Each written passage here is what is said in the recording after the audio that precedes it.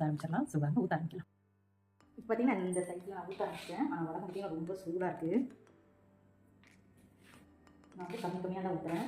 ரொம்ப சூடாக இருக்கிறதுனால பாத்திரம் வந்து எனக்கு பயங்கரமாக தூக்க முடியலை.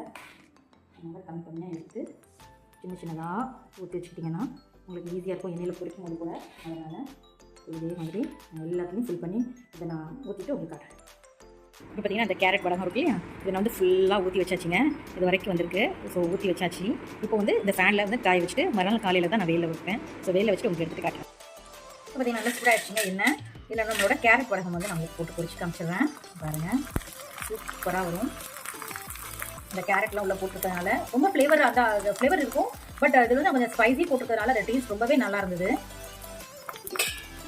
சேர்த்து ஒரு பாத்திரத்தில் எடுத்து மாற்றி வச்சுக்கிறேன். இல்லை கேரட்டு உங்களுக்கு தெரியும், நீங்கள் வடகம் பண்ணும் போது இது பார்த்தீங்கன்னாலே உங்களுக்கு தெரியும். இங்கே பாருங்கள் கேரட் வடகம் ஓடையில் இருக்க